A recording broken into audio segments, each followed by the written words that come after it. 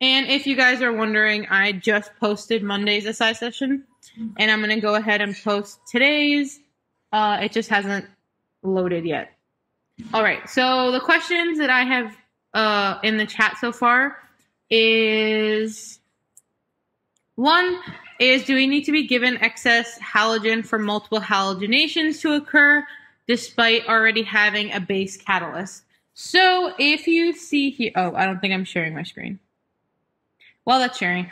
So you don't need to have excess if you have a base catalyst. Most of the time he will tell you that there's excess, but as long as you're given a base catalyst, you are to assume that the reaction is going to happen multiple times.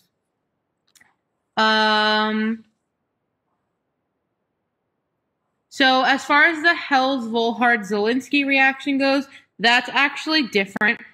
So, where am I? Yeah, okay. So for the Hels-Volhard-Zielinski reactions, you're only ever going to add one halogen to the alpha position. So you'll only ever add one, and you could either have a bromine here or an OH. But yeah, you're never going to add that multiple times. And then, okay, so that was it for the Hels-Volhard-Zielinski one. So you can only ever add one bromine to the alpha carbon since we don't have any extra catalysts. And then going back up to the halogenation question, the first question was, do you need excess written under it in order to do it multiple times? If you have a base catalyst, no, you don't. You have to assume that it's going to happen multiple times, although if he does the haloform reaction or something like that, he will give you excess for sure. Like, you won't just have to assume that. If he gives you excess in acid, that pretty much doesn't mean anything. It's still only going to happen one time because it doesn't matter how much halogen you have in solution. You need to have a catalyst that's able to kind of overcome this barrier and be able to attack one more time. Here, it's too complicated because the acid is not going to be strong enough to protonate more than once, if that makes sense. You're very welcome. Also, I'm sorry for the screaming in the background. It's the bird. I can't. Alrighty. And then one person asked to go into the practice problems and work on those. So before we do that, does anyone have any more concept or reaction questions?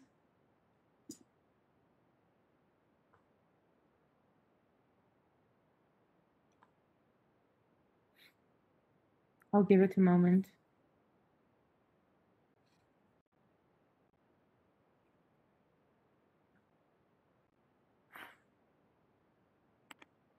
All right, so it doesn't seem like there's any more questions. So let's go into the practice problems.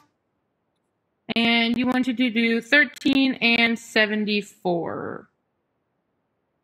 You know, I'm just going to go ahead and delete this because I don't know why it's there. All right.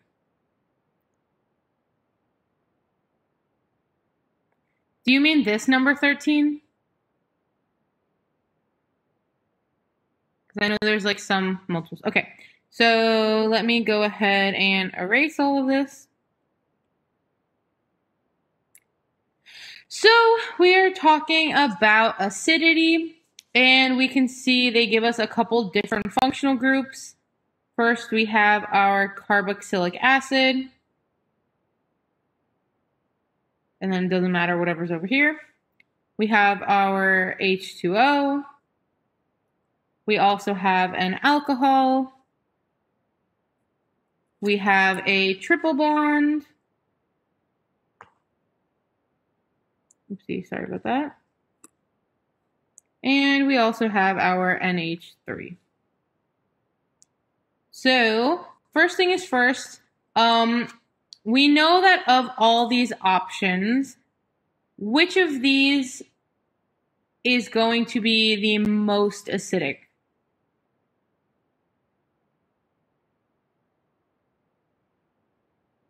the carboxylic acid. Exactly. And so we know that it's because it's attached to an oxygen and it has that resonance. So we know that that one is the most acidic. We can already cancel out C. And then after that, we kind of have to think logically to put the rest of them in order. So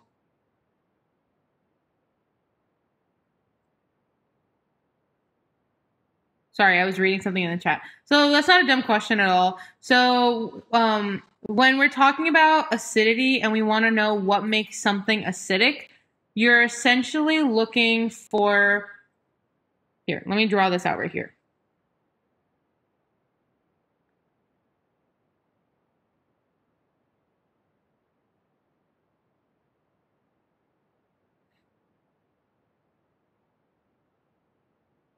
What base is this? We talked about it today. LDA, yes, awesome. And it is a secondary amine. That's also correct. All right. So when we're talking about acid-base reactions, we know that anything with a negative charge is going to be either an acid or a base. Sorry, that was dumb. Anything with a negative charge is going to be a base or a nucleophile. So the reason that is because these extra electrons are able to be donated to attack and steal something else. So this is able to donate its electrons to take a hydrogen. That's what makes something a base, right? And so an acid is talking about the hydrogen, or proton as we call it sometimes. And so this hydrogen is acidic when it's easy to be removed. So when this base steals that hydrogen, this is an acid. And so what makes something a stronger acid is it becomes easier to take off this hydrogen. So for example, an OH is a stronger acid than an NH. As we can see here, we make our conjugate acid and our conjugate base. This is our CB for conjugate base, plus our conjugate acid. So for the same reason as we talked about before, this is our base.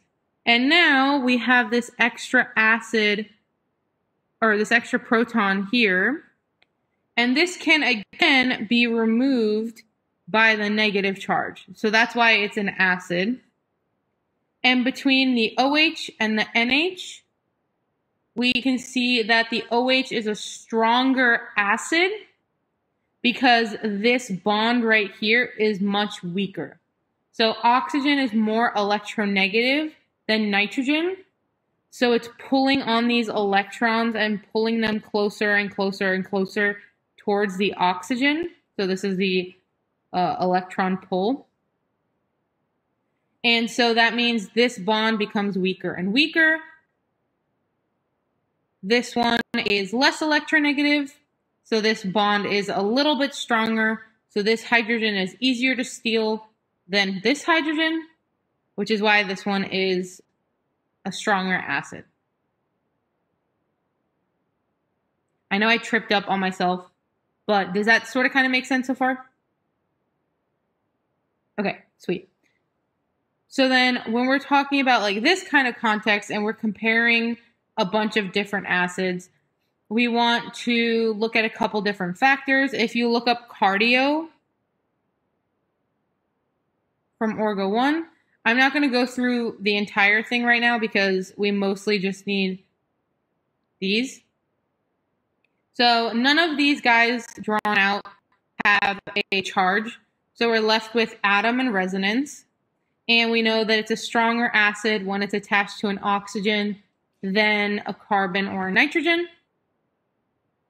We also know that this pair of electrons can resonate with the rest of the carboxylic acid in order to stabilize that. So for that reason, the carboxylic acid is going to have the most acidic hydrogen. And then when we compare the rest of them, we know that we have a carbon here, we have another oxygen, another nitrogen, and another oxygen. So right after the carboxylic acid, what atoms do we think are going to come next? So like the next most acidic. Oxygen, exactly. So we know that oxygen will be next, and we have an OH for our alcohol, and we have an H2O. So between those two, it's actually pretty close, their acidity. But if you guys look at the acidity tables in the textbook, you see that H2O is actually more acidic than the alcohol.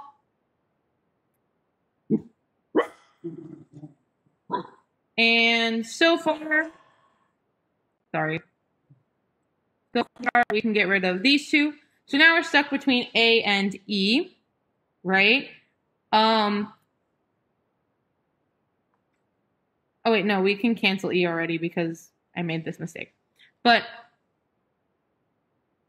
sorry, I'm reading the chat again. Yes, so let's talk about why we canceled everything out. So this one is the alcohol and the alcohol first. We know that that's not correct.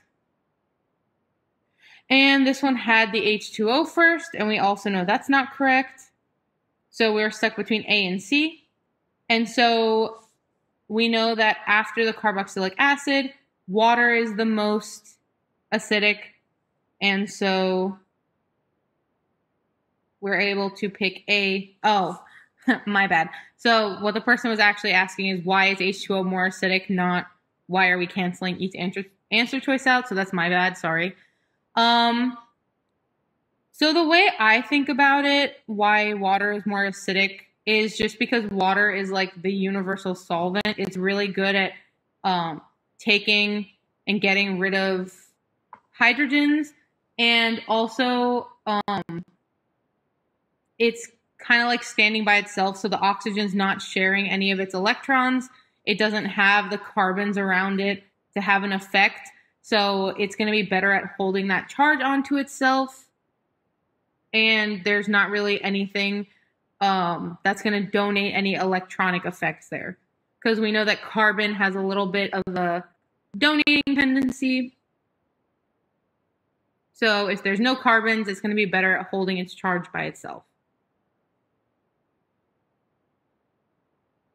I'm sure there's a better explanation than that in the textbook, but that's kind of just how I remember it. That's what makes sense to me. I hope that was a good enough answer. I'm sorry if it wasn't. Okay, and so the next one, okay, it was. Okay. So I believe the next one you said was 74. So this one? Yes, okay, cool. So we're asking for which one will not produce an ester. And so this is the general structure of an ester. And what different reactions have we learned about that can form an ester this semester?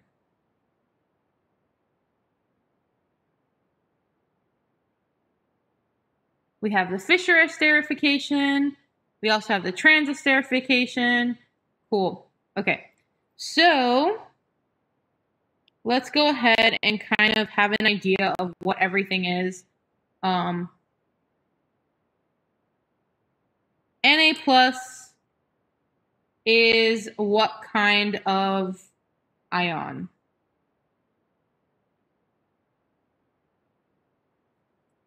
Plus, exactly. So it's just going to be a spectator. The only reason it's there is to balance out the negative charge. Exactly. So we know that if the Na has a plus charge, the oxygen has to have a minus charge. Alrighty. So in answer choice A, if we have a negative charge on the oxygen, it's going to act as a what? A nucleophile, sweet. So, so these electrons will attack here, and by what kind of mechanism are we attacking? SN2 or SN2-like, exactly. So we're going to kick that off, and we end up making an ester. So yay, we're happy. For the next one, we actually have the same kind of setup. So we would have to, that's a wonky arrow, I apologize. Do this again. But now, are we happy with this? The way these arrows are set up? No, why not?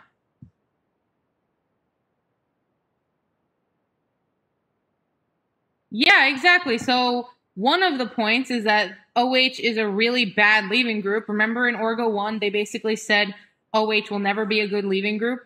We know that's not exactly true now that we're in Orgo 2, but in an SN2 reaction, an OH sucks. It doesn't want to leave. In addition to that, both this and this are nucleophilic.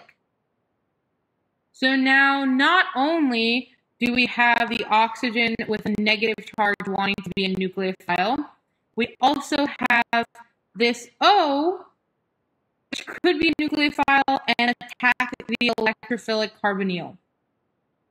So now there's two different things at play. We don't really like this one. Let's try answer choice C. So answer choice C has a carboxylic acid, an alcohol, and an acid catalyst. What reaction do we automatically think of? Or what, I should say, like, what class of reactions? Fischer esterification, exactly, but tell me what kind of mechanism we use.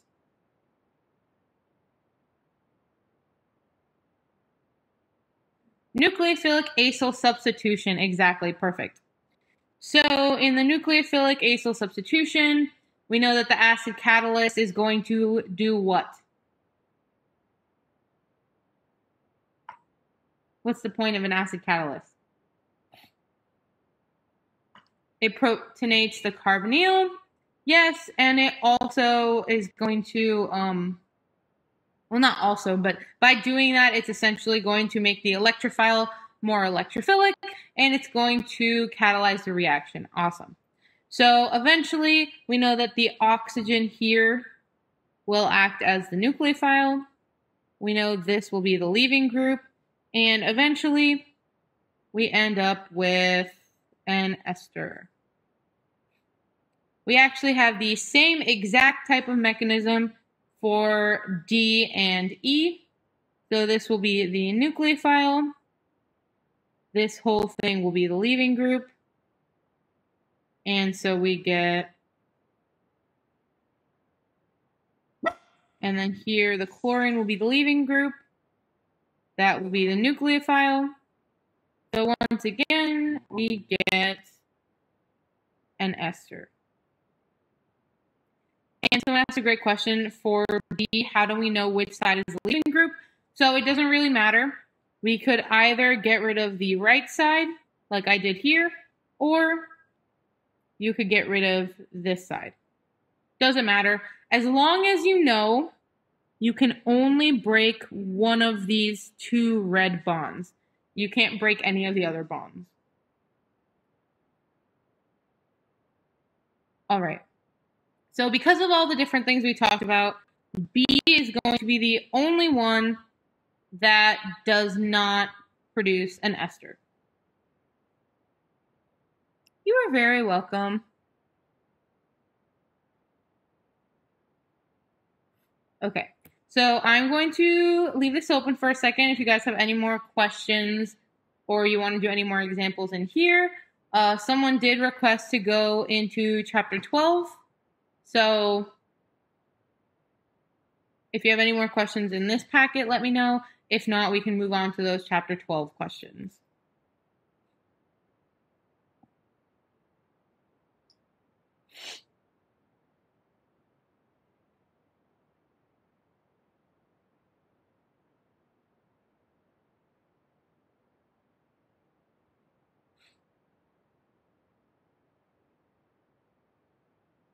Also, for the chapter 12 questions, you want me to go like into the practice problem set, back to the handout? Just let me know.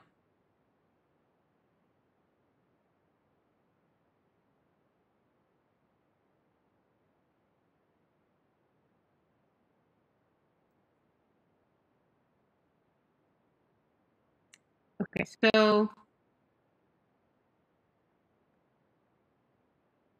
all right, so before we move on, there was one more question here. And the question was, why is the triple bond more acidic than the NH3, even though the hydrogen is on a carbon versus a nitrogen? So for this one, it gets a little bit confusing.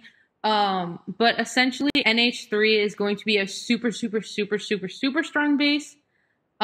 It's one of the strongest bases that we have in Orgo, actually. And so it's actually going to be so basic that it doesn't want to act like an acid. And so for that reason, NH3, even though a nitrogen is thought to be more acidic than a carbon, especially if it was like a single bond, in this case, for NH3, it's actually going to be not very acidic at all because it's so basic in nature. I know it's almost a backwards way of thinking about it, but, you know, you're very welcome. Okay. So the question from chapter 12 was, when you have a carboxylic acid and LiAlH4, would there also be a nucleophilic substitution reaction since OH would be a bad leaving group? All right, so let's look at that. I'm actually just going to write that on one of these pages because why not?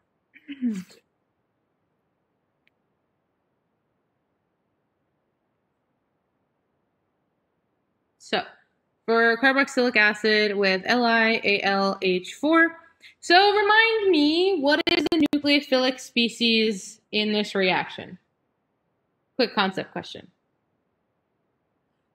Why am I yawning so much? H minus, exactly. Okay, so H minus is essentially going to be our nucleophile here.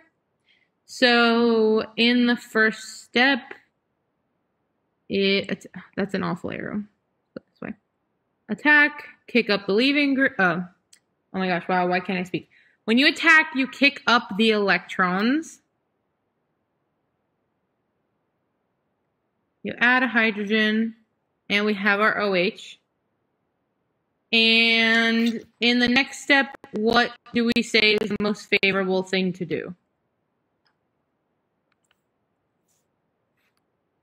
Reform sp2. Exactly. And so in order to reform sp2, what do you have to do? Kick off the OH, exactly. So I know that we said OH is a really bad leaving group, but we have to remember that we're not necessarily talking about an SN2 reaction anymore. So in SN2, OH is like a horrible leaving group. They always say like, oh, it's never going to happen. But in these kind of reactions, it's actually not a terrible leaving group since it can be protonated later anyway. Plus, the stability that you regain from gaining sp2 hybridization is going to be so much higher than the energy you lose from getting rid of the OH, if that makes sense. You get that. And yes, the same goes for an ester. But just remind me, do we end here? No, we would actually do the reaction one more time, as you said. So another H- would attack. And so at this point, what do? Protonate. And I think I forgot to write H3O plus here. So now you can no longer reform your double bond because you don't have a leaving group anymore. So you would just have to protonate. And you form a what kind of alcohol? Primary, secondary, or tertiary? One person answered. Yes, primary. Perfect. Cool. You're very welcome.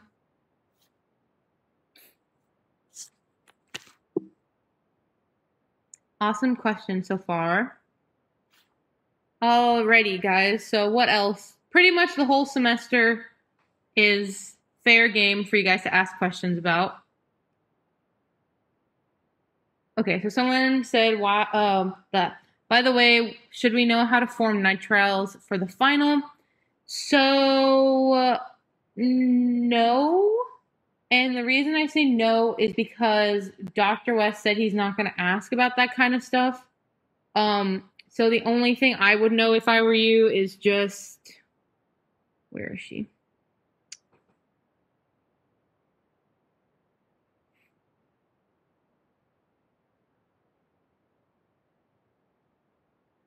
All I would know is this, like the cyanohydrin reaction. And just know that these reagents together would form that product. I've only ever seen him ask like maybe one question about nitriles and the cyanohydrin reaction, and this was pretty much all you needed to know for it.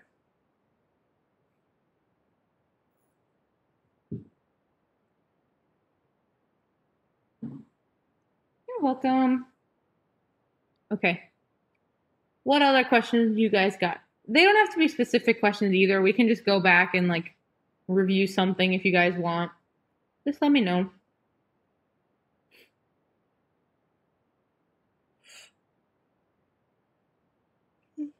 Sorry for yawning like 3,000 times.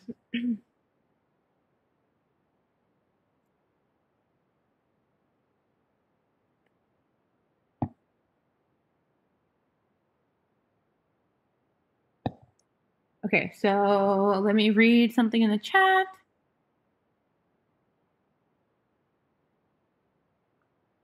Okay, so the question is, in the reduction we just did, when the hydrogen attacks, can it attack from the top and bottom faces? There was a question kind of like that in the extra credit. So I couldn't, and then they also said, I don't know if you can answer this because it's a graded assignment. So that's a great point. If you had sent me like that exact question, I wouldn't have been able to answer it, but we can for sure do concepts. So conceptually speaking, if you have a planar molecule, such as a carboxylic acid, this right here has to be planar because it's sp2. So at this point, you can attack either from the top or the bottom because it's planar. And here again, you can attack either from the top or from the bottom because, once again, it is flat. So yes, in both of these attacks, you could choose either face.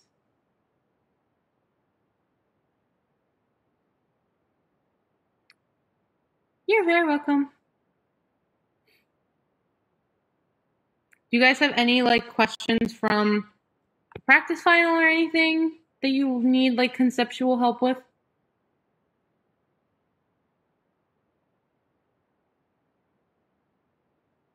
So someone said, could we go over counting signals and like specifically three-dimensionally?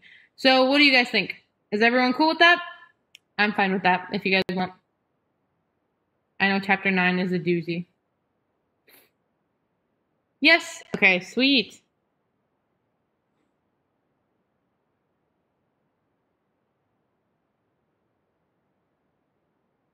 Give me a moment to locate chapter 9.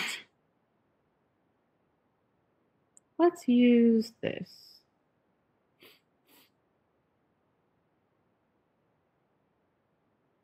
Do you specifically want to do like the few that we did in 3D, or do you want me to just draw any ones?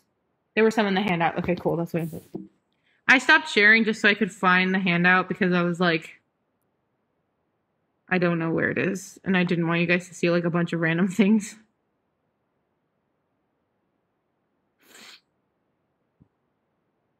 And more.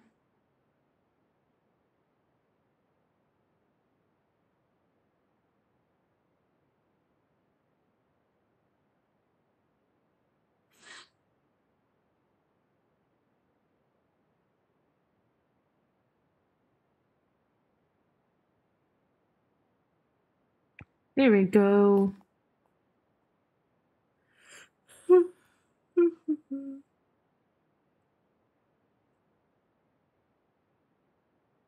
All right, let me know when you guys can see my screen again, please.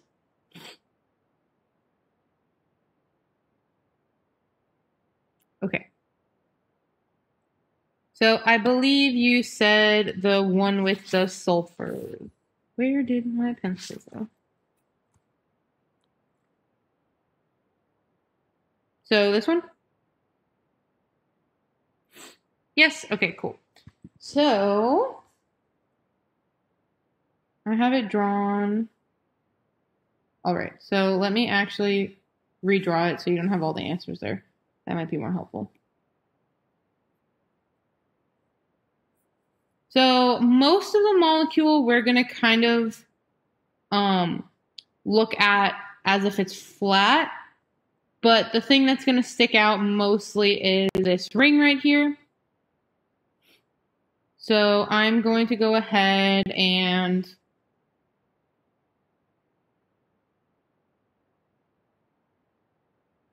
draw it. Sorry, I can't write and talk at the same time.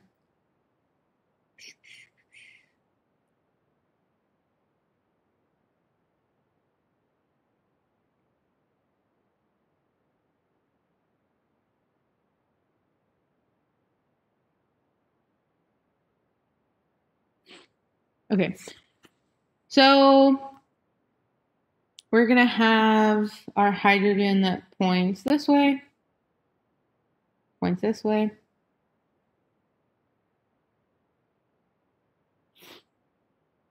And I'm going to draw them all in red, and then we can go ahead and label them.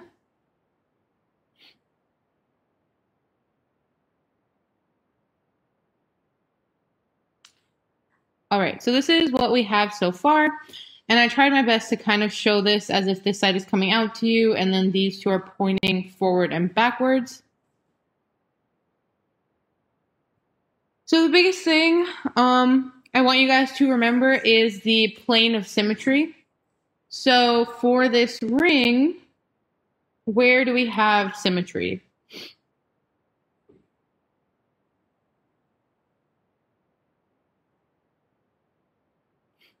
Right down the middle, exactly. So I will draw that in green.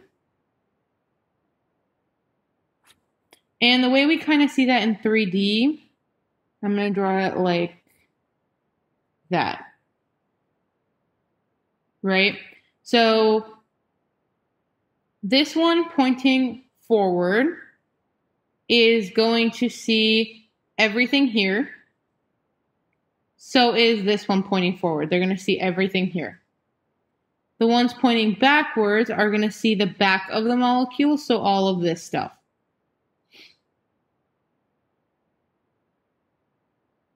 But there is also free rotation around this bond, right? So that means this hydrogen is going to exist here, and here, and here, and here. In addition to that, this carbon is attached to a sulfur. This carbon is attached to a sulfur. So all 4 of these hydrogens would be exactly the same.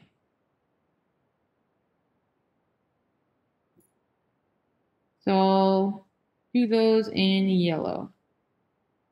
So all of that is going to be signal number 1.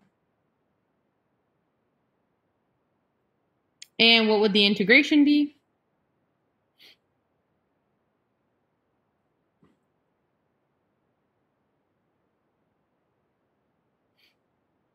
Four, cool.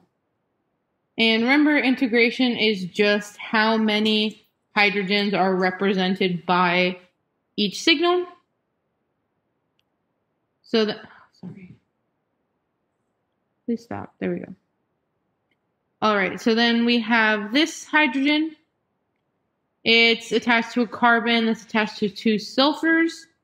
So that is going to be unique. And we're going to say that that's signal number 2.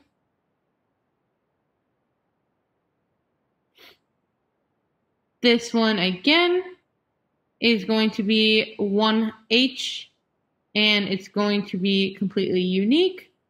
So that will be signal number 3. We know that this methyl up top here is all by itself. There's nothing for it to be symmetrical with. So this will be number 4. And then let's do the double bond next. So we have 2 hydrogens that are attached to the same carbon of a double bond. Does this double bond have 2 priority groups? Or does it have 2 different groups that you can select a priority from?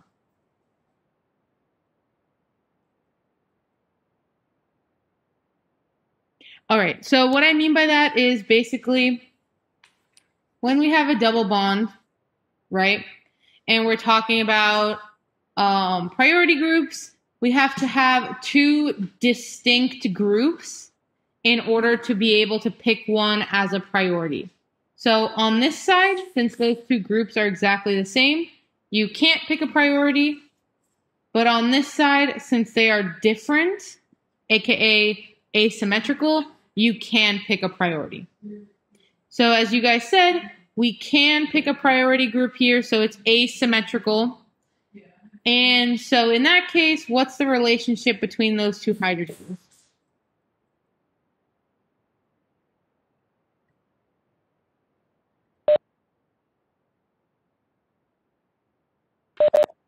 Sorry, I was yelling at them. Shut up. Okay, so yes, they are diastereotopic, which means they are completely different from one another. So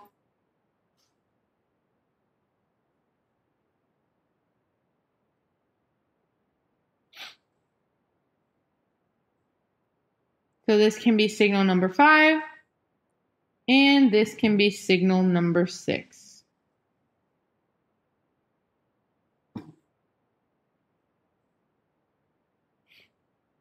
And all right, so here we have 2 hydrogens on a carbon that has 2 different R groups. So this isn't a chiral center, but it's a what kind of center?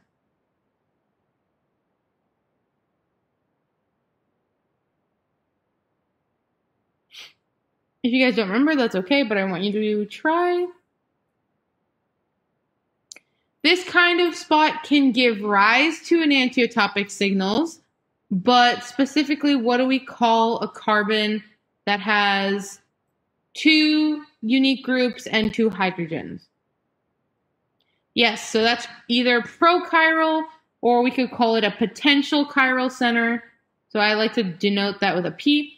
So it's a potential chiral center, which means depending on if there is a chiral center in the molecule or not, we could either have a diastereotopic or enantiotopic pair. So I know it's a little bit messy when we draw it with all this stuff, so let's look back in the flat version. Let me get rid of this. Do we have any chiral centers in this molecule? Yes, we do. And that would be this carbon right here. So if we have a chiral center, which again I'll draw here, what must be the relationship between these two hydrogens? Is it enantiotopic or diastereotopic?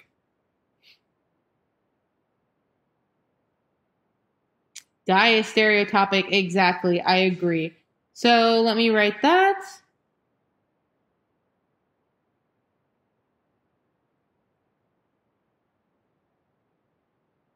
And when they're diastereotopic, that means they are completely different.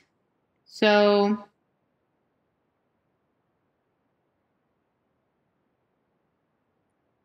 this will be signal number 7 and number 8. So are we done?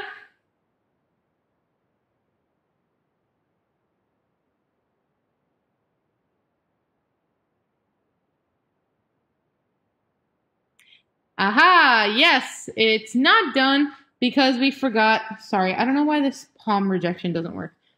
So we still have this OH here. And everyone always forgets the OH. So this hydrogen right here would then be signal number 9. So altogether, we have 9 carbon. Why am I so much today? 9 hydrogen signals. Does anyone want to count the carbon signals and tell me how many there are?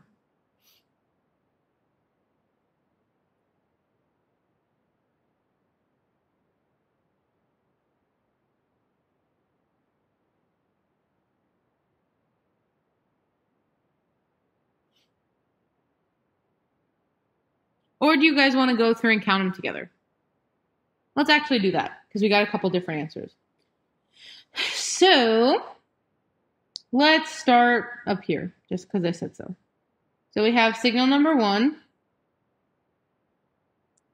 We have signal number 2.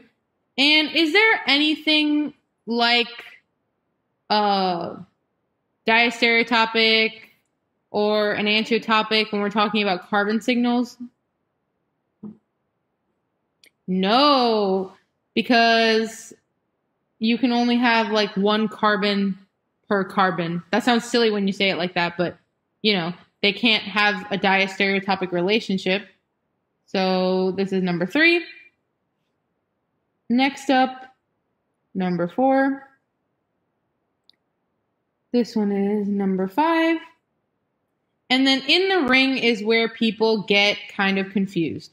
So this carbon and this carbon, just like all those 4 hydrogens, are going to be exactly the same. And all of this is going to count as 1 signal. That's going to be number 6. And then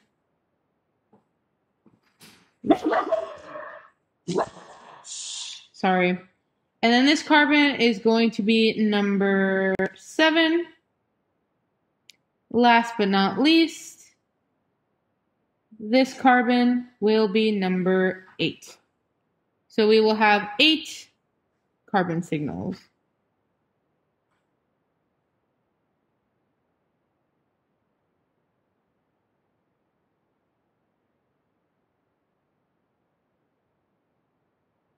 Two people said no in the chat, and I don't remember if I asked a question or if I just said something and you guys said no. So let me know if, whatever. But does this make sense so far, how we did it? This one is a really complicated one, and a lot of people tend to get mixed up. So hopefully It makes more sense now.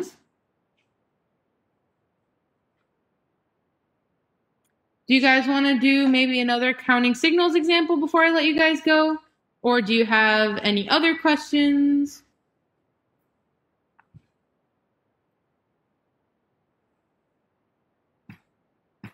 Explain enantiotopic and diastereotopic. Sure.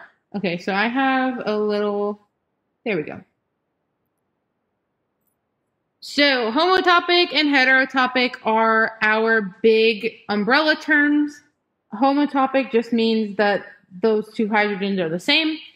Heterotopic means two hydrogens are different. So those are very, very broad kind of terms. Heterotopic can mean anything from this hydrogen and this hydrogen, which are the same, to this group and this group, which are the same. Heterotopic is different because we're comparing like apples to oranges, right? So this is obviously different than this, right? Just because they come from different, completely different things. Enantiotopic and diastereotopic are the more specific words. So enantiotopic is when we have a potential chiral center present. So this one. And the reason we call it enantiotopic is because if we substituted one of these hydrogens, we would make a pair of enantiomers. And those two hydrogens are exactly the same. They are equivalent signals. There's no difference between them. So they get a fancy name, but they are the same. Diastereotopic is when it gets spicy. And so essentially, diastereotopic, there's two different ways. One is single bonds and one is double bonds. So for single bonds, you have to have a chiral center already present, and then you have to look at a potential chiral center. So on that potential chiral center, the two hydrogens will now be diastereotopic to one another. And that means if you were to substitute one of these for another group, you would make a pair of diastereomers. And this is important because those are two completely unique signals. So you would get two completely different signals on an NMR spectrum. For the double bond case, there's a couple different ways to look at it, but when you're looking at a double bond, you're going to cut it in half this way. And we have two carbons, right? So both hydrogens that you're comparing have to be on the same carbon, and the other carbon has to have two unique groups. The reason for this is if you replaced one of these guys, you'd make E and Z conformations. If this was symmetrical, they would not be diastereotopic. So in this case, we actually have 3 hydrogens present, and I did that on purpose so I could show you guys a couple different things. But for now, if we focus on the pink and purple hydrogens, their relationship will be diastereotopic because they are attached to the same carbon, and the other carbon in the double bond has 2 unique groups. When we compare the pink hydrogen to the black hydrogen, what do you guys think? And I see the question in the chat. I will answer that in a second. So what do you think the relationship between the black hydrogen and the pink hydrogen would be?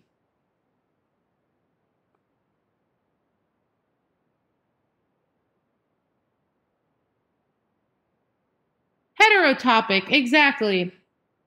And so the reason they would be heterotopic is because they are just on completely different hydrogens. They essentially have no relationship. They're just completely different to one another. And that kind of segues into the question in the chat, which is enantiotopic and diastereotopic hydrogens have to be on the same carbon, right? So, yes, in order to be enantiotopic, both of the hydrogens must be on the same potential chiral center with no other chiral centers around. And in order to be diastereotopic, we have to have both of the hydrogens on the same potential chiral center when there is another chiral center. And someone said, could I send this handout out? I'm pretty sure I sent out like a exam 1 cheat sheet, which was this handout, like with the answers. But if you guys want, I can send it to you just like this. If you want to study or whatever, I can do that. Okay. So the last case I want to show you guys with the double bond, I'll actually draw it here because I don't have enough space. What if I have something that looks like this, right? These two groups are supposed to be symmetrical, even though they're ugly. So now, what's the relationship between these two hydrogens? They're still attached to the same carbon, but there are symmetrical groups on the other side. So what do we think? Homotopic, exactly.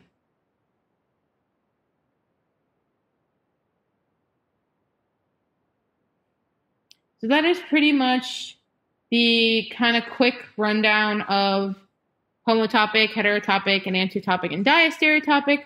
Hopefully now that concept makes a little bit more sense than when we started. Yay, I'm glad to hear that. Okay. So I don't want to keep you guys too much longer because it's 1:54 and I'm sure you guys have other things to do. So I hope this was helpful. Have a great day. I will see you guys on Friday. If you have any questions, I'll stick around for like another minute or